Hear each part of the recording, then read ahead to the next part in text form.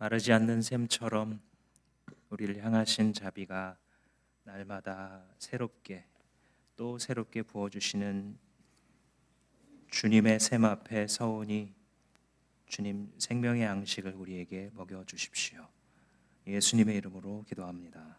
아멘. 앞선 사람의 결정은 뒤따라오는 사람의 길이 됩니다. 뭔가를 고민하고 둘 중에 어떻게 선택해야 될지, 이 행동을 그리고 이 문제 해결을 어떻게 해야 될지 고민하고 내린 결정은 한 사람이 가니 다른 사람들이 따라오기 시작하고 여러 사람들이 밟고 다니니 그것이 길이 되는 것입니다. 우리가 3월 달을 맞으면서 3.1 운동을 늘 생각할 수밖에 없는데 1919년도에 있었던 그 3.1 운동은 하나의 결정이었습니다. 우리는 하나의 민족으로서 국가를 가진 사람들로 존재하겠다라고 하는 결정, 그리고 그 몸부림이었던 것이죠. 지구상에 존재했었던 수많은 나라들, 그리고 수많은 인종들, 지금 현재도 3천여 개의 민족들이 있고, 그럼에도 불구하고 그들 중에 국가를 가진 경우는 200여 개밖에 되지 않는 것을 생각해 본다면, 우리가 그 당시에 우리의 선조들이 선진국인 일본의 일부로 남지 않겠다, 우리는 우리 민족과 우리의 언어와 우리 문화를 가진 독립된 국가가 되어야 된다라고 목숨을 잃더라도 결정하고 투쟁했던 결과가 길이 되어 오늘 우리가 누리고 있는 이 자유 대한민국이 설 수 있었던 것이죠. 방금 읽은 이 15장, 사도행전 15장의 이 본문에는 뒤따라오는 모든 세대의 교회들이 영향을 받을 만한 결정을 내린 아주 중요한 사건이 기록되어 있고, 이것을 일컬어서 예루살렘 공의회다라고 보통 이야기를 합니다. 이 결정을 통해서 우리가 앞으로 어떻게 신앙생활을 해야 될지가 결정되었는데, 예를 들어서 만약에 이 사도행전 15장에 내렸던 이 결정이 없었더라고 한다면 우리는 지금 빵모자를 쓰고 할례를 받아야 되고 율법 하나하나를 다 체크리스트로 만들어서 그 체크리스트를 누가 더 많이 지켰는지를 서로 들여다보고 칭찬하고 죄책감을 얻으며 무엇을 먹을 수 있고 무엇을 먹을 수 없는지가 신앙의 중심이 되어 있고, 어떤 날을 지켜야 되고 어떤 날을 지키지 않아야 되는지가 그 사람의 신앙을 가늠하는 그런 형태의 신앙생활을 하고 있었을 것입니다. 주일 예배 이후에 돼지고기가 들어간 짜장면을 결코 먹을 수 없습니다. 그런 결정, 앞으로 따라오는 사람들이 계속해서 걸어가야 될 신앙의 길을 이 자리에서 결정하게 되는 굉장히 중요한 사건이 여기 기록되어 있는 것이죠. 15장 5절부터 우리가 읽었습니다만 복습을 해보자면 이 결정은 안디옥 교회에서 일어난 한 논쟁 때문에 일어난 사건입니다. 안디옥 교회는 우리가 잘 아는 대로 성령 충만한 교회였죠. 여기서 이제 선교사를 파송해서 바나바와 바울이 가서 복음을 전하고 돌아옵니다. 키프로스 섬으로 가서 거기서 또 오늘날의 튀르키예 중남부 지역의 여러 동네들을 다니면서 복음을 전했고, 거기서 복음에 반응한 제자들이 나타났죠. 비록 루스드라 같은 곳에서는 이 사도들을 돌로 치는 데까지 핍박하기도 했지만 그럼에도 굴하지 않고 다시 형제들에게 복음을 전한 뒤에 돌아온 터였습니다. 그리고 이때 얼마나 많은 은혜가 있었겠습니까? 우리가 파송했던 선교사인 바나바와 바울이 가서 복음을 전하고 이렇게 제자들을 많이 얻고 돌아왔으니 이게 얼마나 큰 기적이냐. 그래서 아마도 은혜 나눔이 있었을 것이고 그 은혜를 들은 이 안디옥 교회는 아마 은혜로 충만한 그런 시간이었을 겁니다. 그런데 그때 문제가 일어나는 겁니다. 오늘 읽었던 말씀에 보시면 5절에 바리새파에 속하였다가 신도가 된 몇이 일어나서 이방 사람들에게도 할례를 행하고 모세의 율법을 지키도록 명하여야 합니다라는 말에 반영이 되어 있어요. 그래서 1, 2, 3, 4절에 뭐가 있었냐면 이 사람들이 안디옥 교회에서 목소리를 내기 시작한 겁니다. 이들은 바리새파 출신의 유대인들로서 그리스도인이 된 사람들이에요. 그런데 이 사람들이 올라와 가지고 바나바와 바울이 전하는 복음 좀 이상하다. 저들이 예수님의 죽으심과 부활, 그것을 믿음으로 구원받는다라고 얘기하는데 아니다. 그렇게 하면 구원 못 받는다. 할례 받아야지 구원 받는다. 할례 못 받고 모세 율법을 부인하는 사람들은 지옥 간다. 이렇게 가르쳤습니다. 구원을 받지 못한다라고 가르치게 됩니다. 이 말은 아마도 안디옥 교회에 존재하고 있었던 유대인들의 호응을 얻었을지도 몰라요. 이미 그리스도인이 되었는데 자기의 뿌리가 유대인이기 때문에 이런 주장에 익숙한 터이고 와서 담대하게 소리 지르는 것을 보니까 마음이 동할 수 있는 것이죠. 이방인들도 혼란스러웠을 겁니다. 지금까지는 우리 그렇게 신앙생활을 안 했는데, 난 지금까지도 할례 안 받았지만 하나님의 백성인 것을 믿고 있었고 율법에 있는 음식에 대한 규례나 이런 것들을 신경 쓰지 않고 믿고 있었는데 내가 잘못 믿었단 말인가? 이런 사람들로부터, 혹은 그 유대인들의 주장에 동조해서 그것을 사실은 틀린 주장임에도 불구하고 받아들인 사람들도 꽤 있었을 것으로 보입니다. 그래서 논쟁이 끝나지를 않습니다. 아니 도대체 갑자기 어떻게 이런 엉뚱한 주장을 사람들이 듣고서 안디옥 교회처럼 훌륭한 교회가 흔들릴 수 있을까 싶지만은 예나 오늘이나 말도 안 되는 주장임에도 계속해서 공적인 공간에서 끊임없이 주장하고 떠들면 단 몇 퍼센트라도 지지자들이 생기는 법입니다. 그래서 결국은 안디옥 교회가 이 일을 해결할 수 없었어요. 근데 생각해 보시면 참 모순적인 게 뭐냐면 이 안디옥 교회는 예루살렘 교회를 도와줄 정도로 신생 교회이지만 충만한 교회였고, 여기서 처음으로 그리스도인이라고 하는 호칭을 들을 정도로 예수님을 위해서 살아가는 교회였어요. 그리고 이 교회는 지난 시간에 살펴본 것처럼 피부색에서부터 인종, 출신, 배경, 가진 자와 못 가진 자 모든 사람들이 함께 들어와서 하나가 되고 행복할 수 있는 교회였고, 그 반영이 지도자에까지 믿음 하나로만 평가받을 수 있는 그런 멋진 교회였습니다. 더군다나 역사상 교회가 처음으로 선교사를 파송한 교회입니다. 그들이 파송된 선교팀이 가서 그 땅들을 밟으면서 전했던 복음 때문에 놀라운 역사와 그곳들에게도 교회가 세워지는 역사를 보고를 가지고 지금 들어온 상태인데 그때 시험이 오는 겁니다. 그래서 우리는 이런 것을 살펴볼 때에 좀 이상하다. 왜 충만한데 왜 이런 일이 생기나? 내가 주님을 더 따르려고 하는데 왜 더 어려운 일이 생기나? 이런 생각을 할 수 있지만 사실은 이것은 하나의 영적인 패턴인 것입니다. 이것을 잊지 마십시오. 복음이 전파되고 주님께 쓰임받을 마음의 준비를 하면 반드시 시험이 옵니다. 개인에게도 공동체에게도 그냥 세상적으로 살아갈 때에는 우리를 대적하는 흑암의 악한 세력들도 내버려 두는 것이 그들의 이익일 것입니다. 왜냐하면 지가 알아서 세상의 정욕을 쫓아 살고 있으니까요. 그런데 이 사람이 정신을 차리고 예수 그리스도를 알기 시작해서 내가 주님을 위해서 사는 것 밖에는 내 인생을 낭비하는 길이었구나. 나는 이제 예수 그리스도의 원하시는 그의 대사명을 따라 살겠다라고 마음 먹는 순간 그 개인과 가정과 공동체에는 흑암의 세력들, 분노하고 시기하는 그들이 우리를 넘어뜨리고 우리를 주님을 따라 사는 길에 있어서 주 예수 그리스도의 이름을 퍼뜨리는 일에 있어서 지극히 비효율적이 되도록 모든 시험을 다 가하는 것입니다. 그것을 피할 수 있는 방법은 없습니다. 다만 이길 수 있을 뿐이죠. 특히 여러분들 우리의 삶에 좀 현실적으로 적용해 보자면 불안했던 시기가 끝나가고 안정이 될 때 이때 조심하십시오. 한번 따라해 보실까요?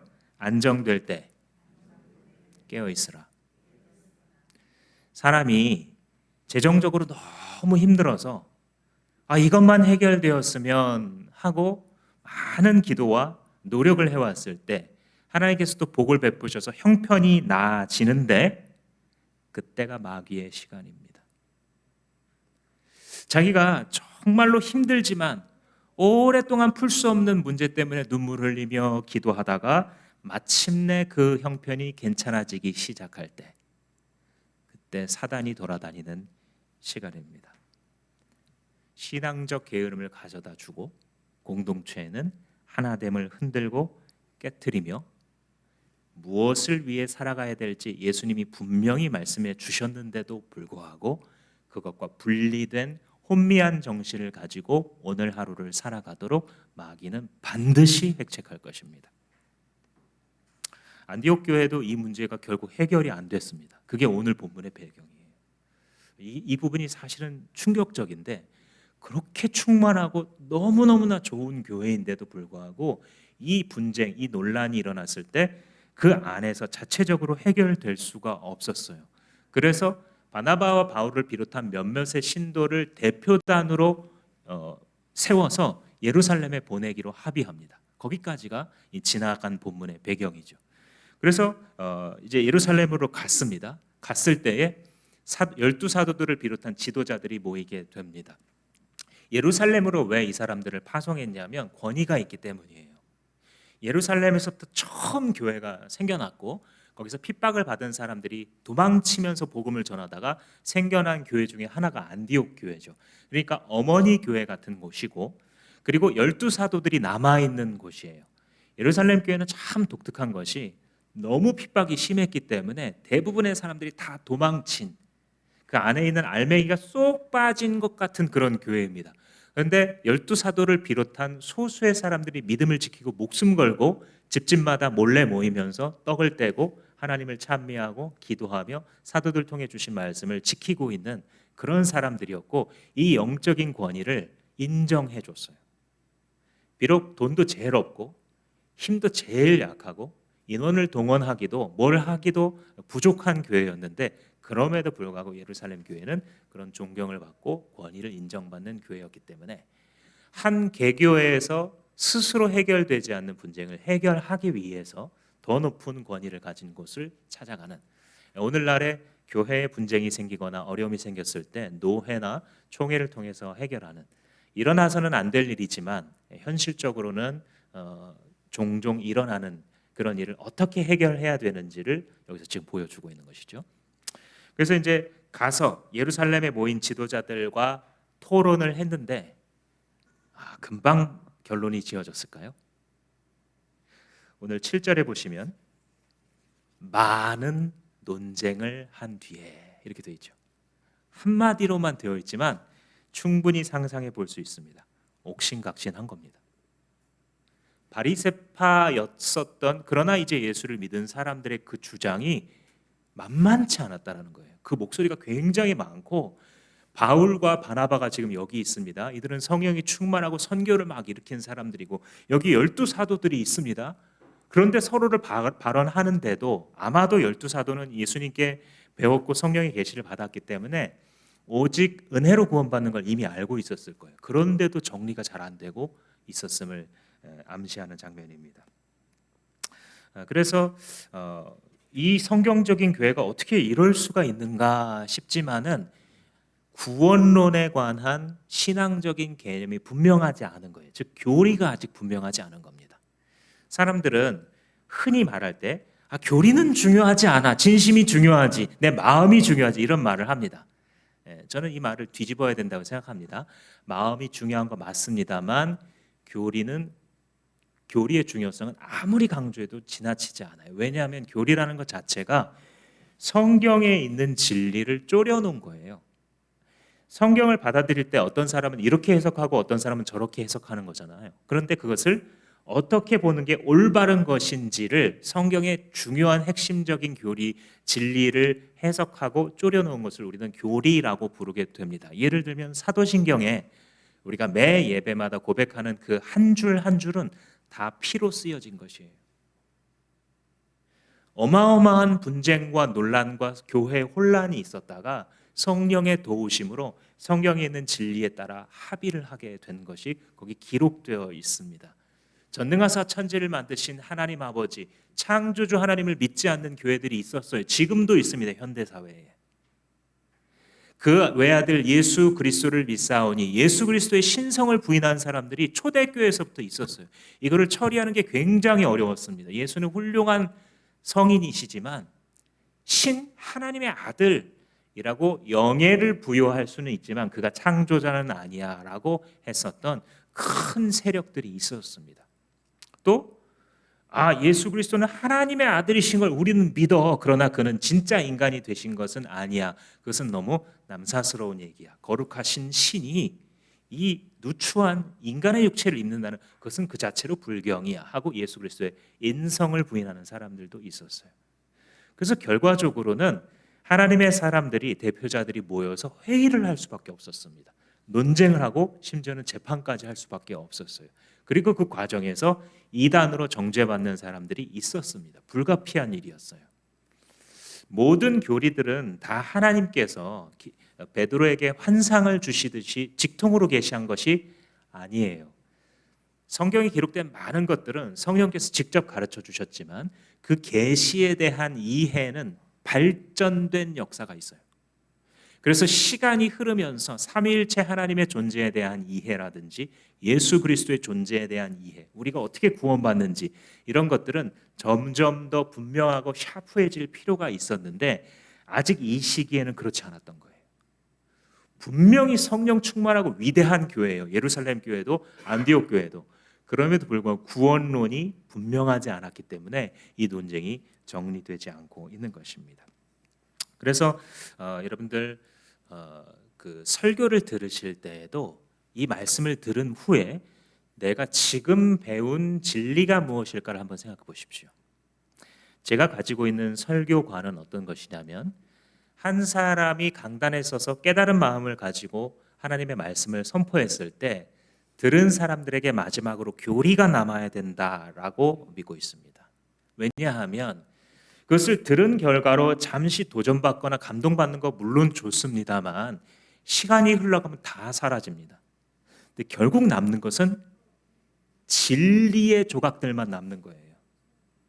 껍데기들은 결국 다 없어지고 진짜 알맹이가 무엇인가가 결국은 중요해집니다.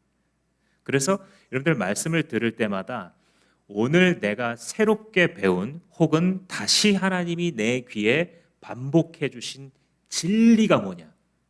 저 성경 본문을 통해서 저 설교자가 이야기한 것 중에 내가 받들어야 될 진리가 무엇인가를 붙드신다면 틀림없이 신앙이 성장하게 될 것입니다. 그래서 이런 논란이 당시 초대교회에 일어났을 때 이 논란을 정리하는 데 쓰임받은 두 사람이 사도 베드로와 예수님의 동생 야고보입니다. 이 두 사람의 입을 통해서 하나님께서 진리의 초석들을 더 분명하게 보여지도록 초석을 놓으셨는데 이 베드로의 발언은 이제 일어나서 쭉 얘기를 여러 가지 했는데 요점으로 정리하자면 3개 정도가 있습니다. 첫 번째 베드로의 발언의 요점은 이방인도 차별 없이 구원받는다라는 것이에요. 한번 따라해 보실까요? 이방인도 차별 없이 구원받는다. 이 예루살렘 공의회가 없었더라고 한다면 이게 중구난방의 입장이었을 거예요, 지금.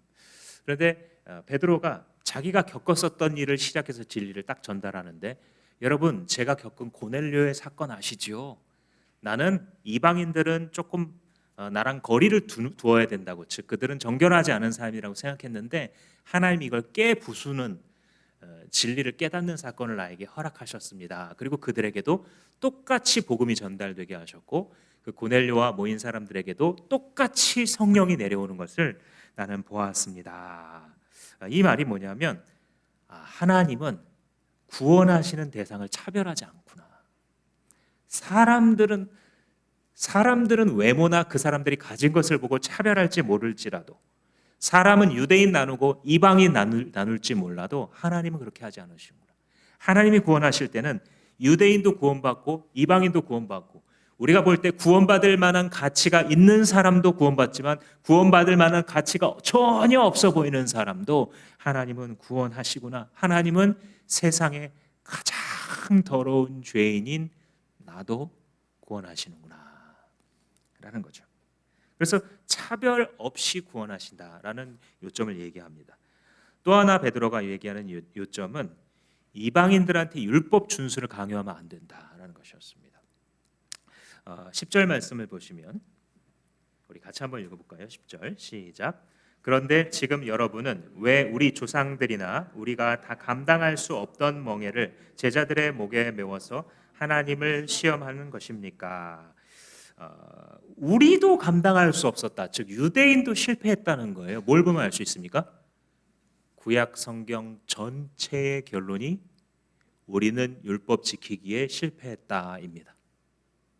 열왕기 역대기를 읽어보면 하나님께서 커다란 권력과 쓸 수 있는 모든 자원들을 다 주셨어도 그 왕들 중에 하나님의 법대로 살아간 사람이 거의 없었다. 그게 열왕기의 기록이죠. 그러니 우리들도 실패한 그거, 율법 지켜야 구원받는다.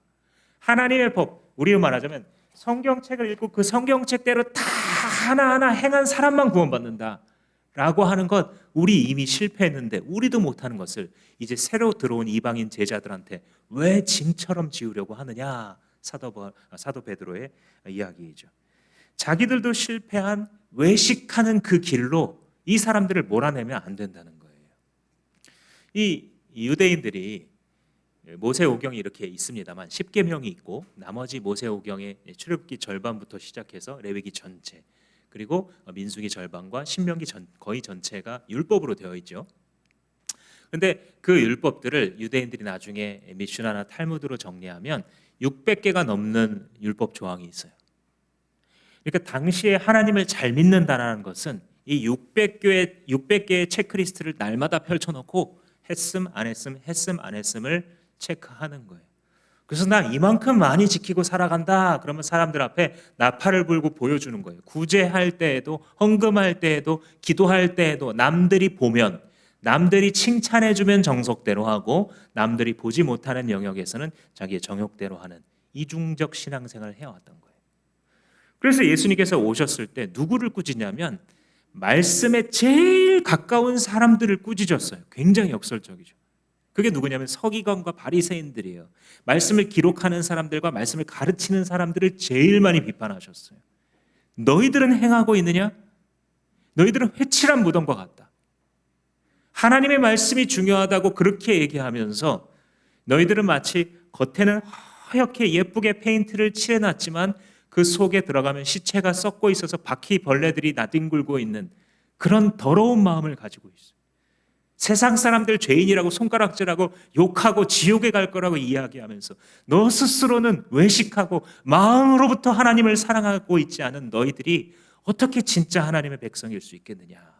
화 있을진저 외식하는 서기관들과 바리새인들아. 예수님께서 이렇게 말씀하실 수밖에 없었죠.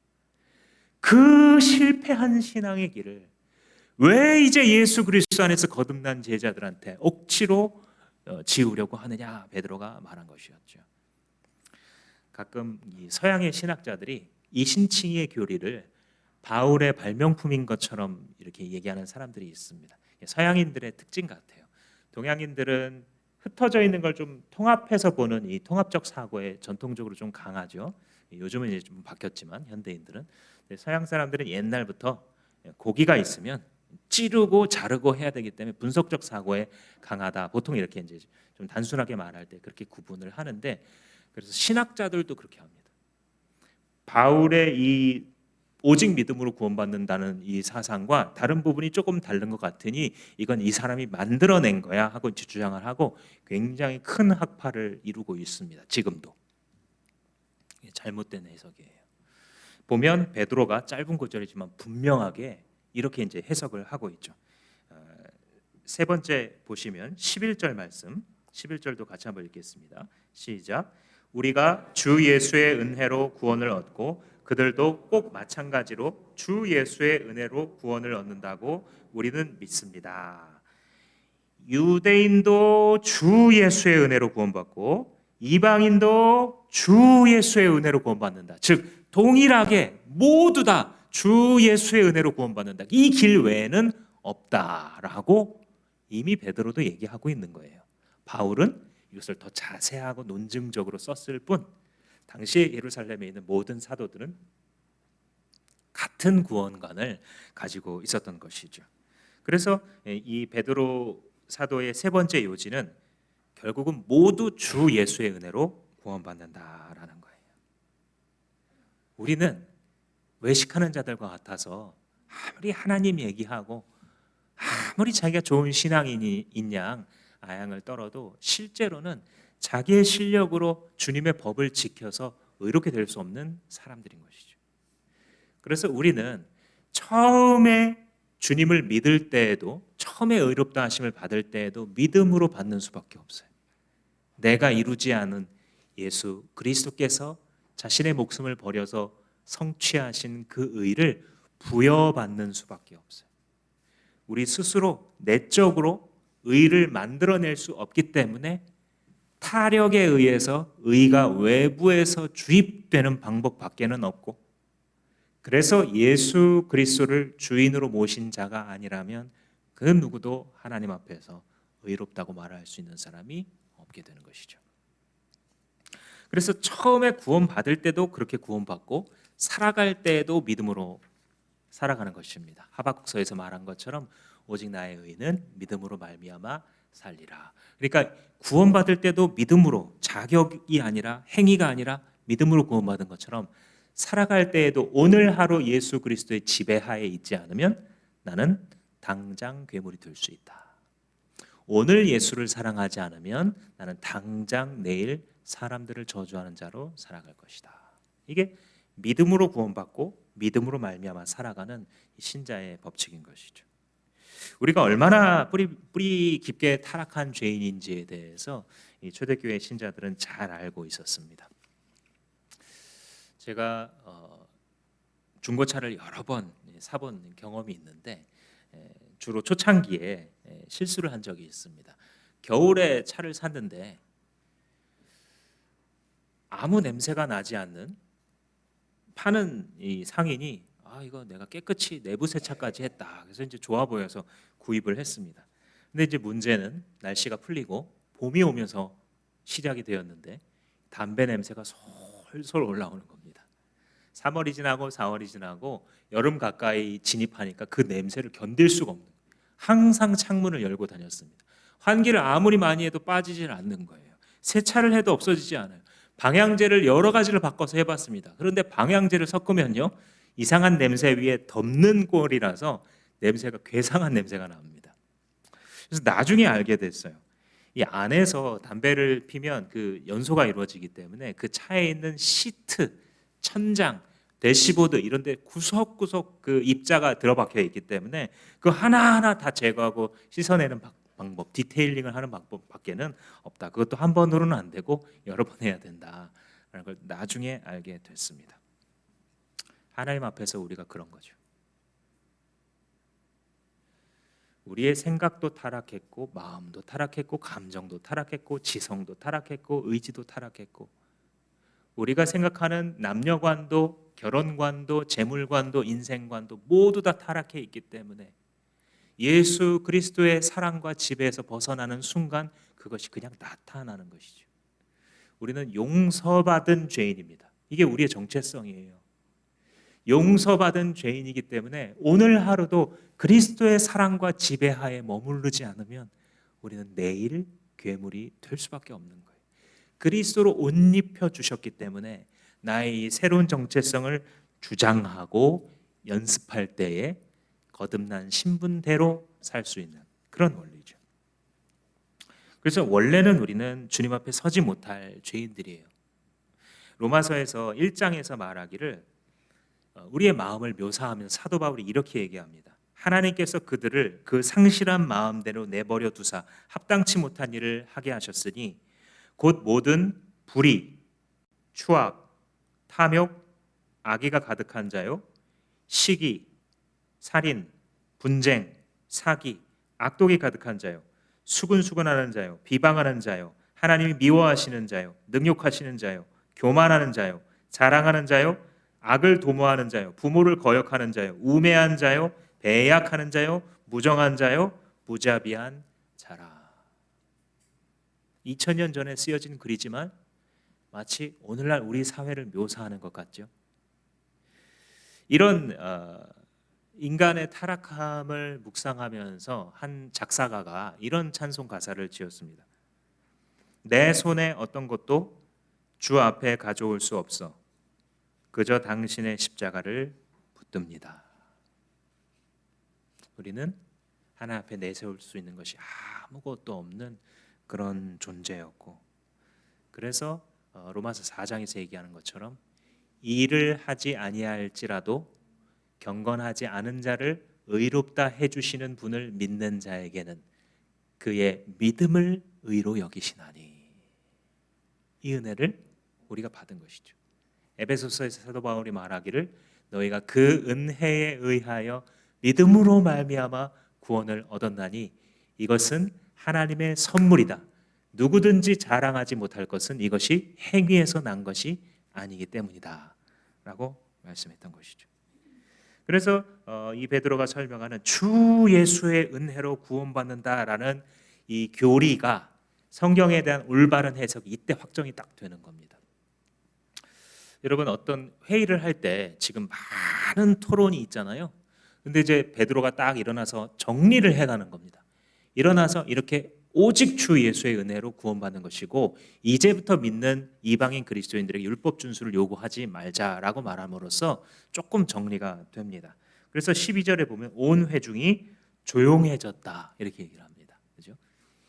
그런데 이제 그 다음에 발언할 사람이 또 있는데 그게 바로 주님의 동생 야고보입니다.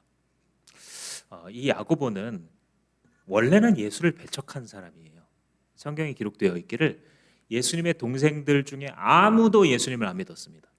그도 그럴 것이 같이 성장해서 뻔히 아는 형이 어느 날 갑자기 30살이 되더니 뭐 하나님의 나라가 어떻고 죄와 구원과 심판 이런 얘기를 하니까 이게 알다가도 모를 일이고 이걸 이제 예수님을 하나님의 아들로 받아들일 수가 없으니까 배척하면서 말하기를 형님 이 촌동네 갈릴리에서 뭐 뜰 일이 뭐가 있겠습니까? 정말 그렇게 뜨고 싶으시면 저기 예루살렘으로 상경하십시오. 그래서 큰 무대에서 거기서 일하면서 유명해지십시오. 형님을 밀어주는 게 아니고 조롱하는 거죠. 당신이 무슨 하나님의 아들이냐? 우리가 다 같이 자라났는데. 그러나 그랬던 예수의 동생 야고보가 나중에 예수 그리스도를 형님이라고 안 부릅니다. 나의 주여라고 부르게 되죠. 죽으시고 부활하셔서 사망 권세를 깨뜨리시고 병든 자를 고치시고 귀신을 내쫓으시는 하나님께서 맡기신 하나님 아들의 권세를 야고보가 알게 됐고 나중에 누구보다 헌신한 사람이 되어 성경의 다른 기록에 보면 기둥같이 여기는 야고보 이렇게 얘기를 하게 됩니다. 그리고 이 야고보의 마지막 발언으로 이 회의가 끝나게 되는데 여러분 일상적인 회의를 생각해 보십시오. 맨 마지막에 누가 마무리합니까? 회의는 의장이 마무리하는 거예요. 가장 권위가 있는 사람이 마지막으로 회의를 닫게 됩니다. 이게 당시 초대교회에서 야고보의 역할이었어요. 그럼 베드로는 뭐냐? 베드로는 예루살렘 교회의 담임 목사님 같은 분이라고 볼 수 있습니다. 말하자면 예루살렘 교회와 그 근처에 있는 성도들에 대해서 리더십을 많이 행사하는 물론 다중 리더십이지만 그런데 교회와 교회와의 관계를 넘어선 문제를 이렇게 처리할 때 이것을 해주는 총회장 같은 그런 역할, 노회장 같은 역할을 당시에 야고보가 했던 것이죠. 그러니까 이 사람의 인생이 얼마나 많이 변했다는 것을 알 수 있습니다. 그리고 이제 이 야고보가 해석하면서 베드로가 했던 것 위에다가 한 가지 더 교리를 덧붙여서 우리에게 알려주게 되는데 14절 말씀에 하나님께서 이방 사람들을 돌아보셔서 그들 가운데 자기 이름을 위하여 처음으로 한 백성을 택하신 경위를 시므온이 이야기하였습니다. 시므온은 베드로의 원래 본명이죠. 시몬이죠. 그가 얘기했는데 즉 고넬료를 통해서 이방인들에게도 동일한 구원이 주고 주 예수의 은혜로만 구원받는다 이거죠. 근데 이것이 이미 예언되어 있었다라고 하면서 아모스서를 인용합니다. 17절 말씀해 보시면 16절 말씀해 보시면 이 뒤에 내가 다시 돌아와서 무너진 다윗의 집을 다시 짓겠으니 허물어진 곳을 다시 고치고 그 집을 바로 세우겠다. 그래서 남은 사람이 나 주를 찾고 내 백성이라는 이름을 받은 모든 이방 사람이 나 주를 찾게 하겠다. 이 아모스 선지자가 예언한 취지는 무엇이냐면 당시에는 다윗의 장막이라고 비유한 하나님을 온전히 예배하는 자들이 다 무너져 있었어요. 그런데 마지막 때가 되면, 종말이 되면 하나님께서 무너져 버렸던, 하나님을 더 이상 순종하지도 예배하지도 않고 사랑하지도 않는 자들, 그들 뒤에 구원자가 와서 무너진 예배의 장막, 하나님께 순종하는 장막을 다시 일으켜 세울 건데, 그 장막은 만국의 백성들이 주의 이름으로 일컬음 받는 그런 나라이다라고 말했어요. 이 앞에 것과 뒤에 것이 조금 다른데, 앞에 것, 무너진 다윗의 장막을 회복한다, 이거는 유대인들이 다 기다렸어요. 근데 뒤에 부분, 만국의 민족들이 다 같이 하나님의 백성이라 일컬음을 받게 될 것이다, 이거는 유대인들이 간과했습니다. 즉 하나님의 목적은 처음부터, 예수님 오시기 전부터도 만국의 백성들, 즉 유대인들과 이방인들이 함께 이루는 공동체였던 거예요. 민족적으로, 인종적으로, 피부색으로, 성별 간에 전혀 다르지 않은 주님께서 구원하실 하나님의 백성들에 대해서 아모스 선지자가 예언을 했던 것이죠. 그래서 이게 본래 하나님의 광대하신 뜻이었어요.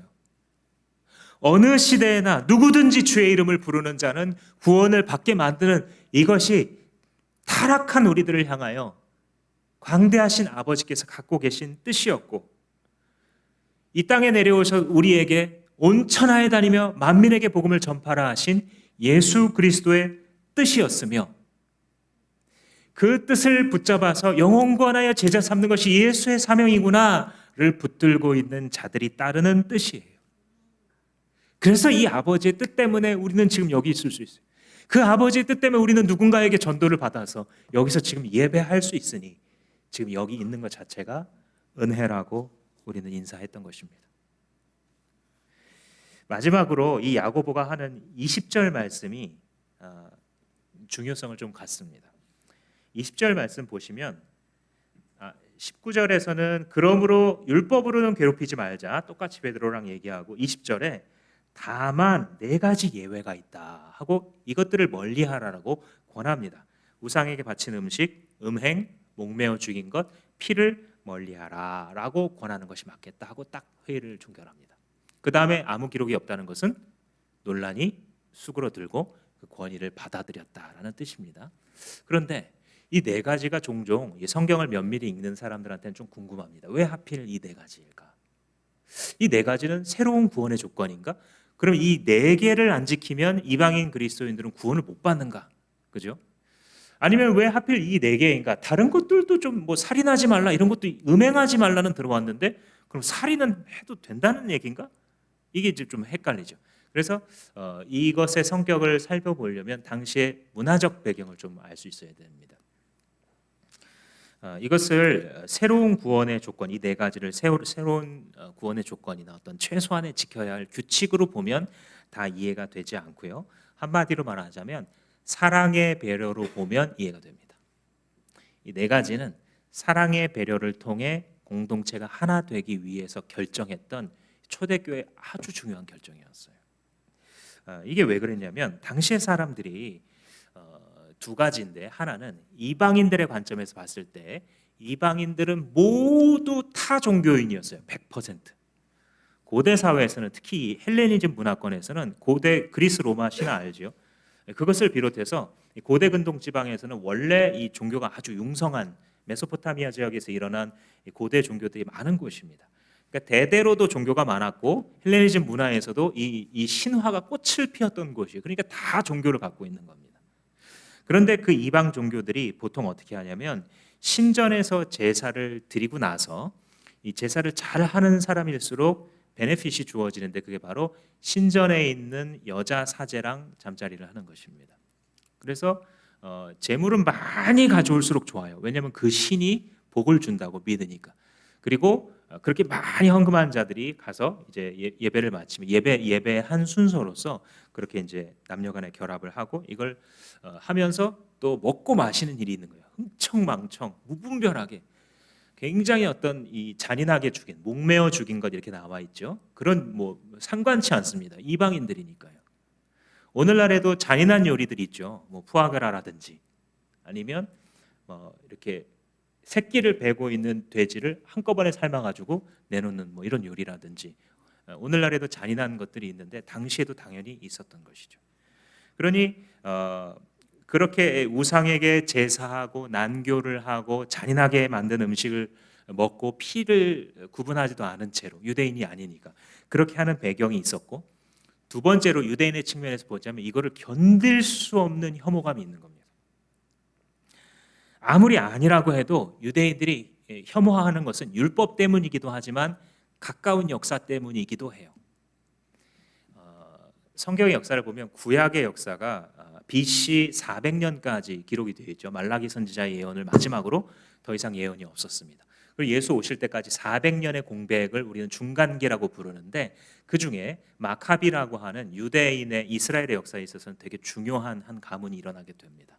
그래서 혁명을 일으키고 잠깐 동안의 독립을 얻는 이런 이제 시기가 있었는데, 그 중간기에 통치했었던 외세 통치 중에 한 세력은 바로 시리아의 셀류쿠스 왕조였습니다. 지난주에 말씀드린 그 왕조, 셀류쿠스 왕조의 한 잔인한 왕이 있었는데, 안티오쿠스 에피파네스 4세라고 하는 한 인물이 유대인들을 정말 괴롭혔어요. 너네들은 종교의 진심이구나, 그리고 그 중심이 성전이구나를 안 이 에피파네스 4세가 어떻게 하냐면 군대를 성전에 보내서 그 성전을 짓밟게 합니다. 그리고 그 성전 안에 떡하니 우상을 세워놓고 그 앞에 절하게 합니다. 에피파네스의 흉상을 딱 걸어놓고 하나님을 예배하는 성전인데 거기서 일부러 더럽히는 거죠. 돼지의 피를 뿌린다든지 아니면 거기서 우상의 제물인 고기를 가져와서 그걸 일부러 유대인들한테 먹도록 강요하고 협박합니다. 성전 매춘을 도입해서 성전 뜰에서 예배를 마치고 제사를 마치고 나오는 사람들이 거기서 또 난잡한 행위를 하게 만들죠. 유대인들이 어떻게 여기에 또 동조했을까 싶지만 사람은 익숙해지고 영향을 받는 법입니다. 계속해서 하게 되면 한 사람이 하면 두 사람이 하게 되고 반드시 그것을 따라가는 사람들이 생기게 되죠. 이런 뼈에 스며든 한과 같은 역사를 가지고 있는 유대인들 앞에서 우상 제물은 아무것도 아니다라는 말이 통하지 않는 거예요. 정서적으로 머리로는 그렇다고 여겨져도 이미 역하게 올라오는. 그러니 안디옥 교회 같이 이방인들과 유대인들이 같이 있는 교회에서 야, 너 왜 믿음이 없어? 왜 우상 제물을 못 먹어? 이렇게 말할 수가 없는 거예요. 그거는 같이 신앙생활 하지 말자라는 말이 되는 겁니다. 우상 제물 자체가 본질은 아니에요. 그러나 하나됨을 이루려면 반드시 배려해 줘야 되는 것이 이런 것들이죠. 안디옥 교회를 필두로 해서 히프로스에 있는 교회, 튀르키예 중남부에 있었던 여러 교회들도 다 마찬가지예요. 회당 중심으로 있었던 유대인들과 새로 전도받은 이방인들이 함께 공동체를 이루어가고 있었는데 같이 계속 가려면 이런 사랑의 배려를 그들이 할 수 있었어야 되는 것이죠. 그래서 베드로와 야고보로 대표되어지는 이 두 가지, 즉 이방인들을 유대인처럼 만들 필요 없다. 또 반대로 이방인들이 자유롭다고 해서 유대인들한테 그거를 참고 살라고 말하는 것도 옳지 않다. 무엇을 위해서요? 주님께서 하나 되게 하신 공동체를 지켜나가기 위해서. 그래서 이 자리에서 역사가 만들어진 것입니다. 가장 중요한 본질인 오직 주 예수의 은혜로 구원받는다라고 하는 구원론의 교리가 여기서 확립이 되고, 또 한편으로는 공동체 하나됨을 지키기 위해서 어디까지 우리가 양보할 수 있는지에 대한 좋은 규칙을 만들어 준 것이죠. 그래서 이 규칙에 따라 신약에 기록되어 있는 교회들도 정리가 되어가고, 오늘 우리들도 여러 가지 다양한 배경을 가진 사람들이 어떻게 그 벽을 뛰어넘고 하나 되는 것이 얼마나 교회에 합당한 일인지를 설득받을 수 있는 그런 결정을 하게 된 것입니다. 사랑하는 주마음교회 성도 여러분, 오늘의 말씀을 읽으시면서 우리가 어떤 자였는지 기억합시다. 뿌리 깊이 타락한 죄인, 주님의 은혜가 아니었다라고 한다면 결코 의롭게 될 수 없는, 지금도 예수 그리스도를 하루라도 붙들지 않으면 나는 내일 괴물과 같이 살 수밖에 없다는 사실을 기억하고, 오늘도 내일도 오직 주 예수의 은혜 아래서 살아갑시다. 그분의 사랑을 갈구하시고 그분을 따라 살아가려고 할 때 또한 반드시 시험이 온다는 사실을 기억합시다. 그래서 우리는 깨어 있어야 합니다. 특별히 누군가를 미워하게 만들고 탓하게 만들므로써 분열되게 만드는 것이 바로 분열의 영 사단이 자주 하는 일입니다. 그럴수록 사랑의 배려로서 내가 섬겨줌으로써 죽고 사는 문제도 아닌데 그렇게 하시지요 라고 양보해 줌으로써 우리가 하나님께 주신 하나 되게 하심을 지켜나가는 교회 공동체 일원 되시기를 주님의 이름으로 축복합니다. 기도하시겠습니다. 하나님 앞에서 주님께서 깨닫게 하신 말씀을 가지고서 입술로 여러 번 반복하시고 또 일주일 동안 묵상하고 목장 모임에 가서 그 말씀 가지고 어떻게 살았었는지 함께 나누시기 바랍니다. 잠시 기도하시겠습니다. 오직 나의 의인은 믿음으로 말미암아 살리라. 주님 하박국 선지자를 통하여서 말씀하신 것처럼 주님 오늘도 우리가 믿음 위에 굳게 서기를 소원합니다. 구원의 진리를 배우고 진리 위에 서서 아무리 많은 바람이 불어도 흔들리지 않게 하여 주시옵소서. 하나님 우리가 특별히 서로 사랑하고 배려하는 공동체가 되게 하여 주시옵소서. 하나님 우리가 우리 안에 하나됨도 없으면서 어떻게 예수 그리스도의 복음을 전할 수 있겠습니까? 부르짖는 하나님 참된 신앙의 본을 가지고서 하나님 이 길을 걸어가게 하시고 우리가 만나는 시험 속에 주 예수의 뜻을 구하면서 결정할 때에 우리가 결정하는 우리들의 발걸음이 우리를 뒤를 따라오는 우리 자녀들의 길이 되어 그들로 하여금 주님을 더 잘 섬기고 주의 나라에서 영광을 얻을 그런 세대가 되게 하도록 하나님 하는 일에 쓰임 받을 수 있도록 우리를 축복하여 주시옵소서. 감사하옵고 예수님의 이름으로 기도합니다. 아멘. 다 같이 일어나셔서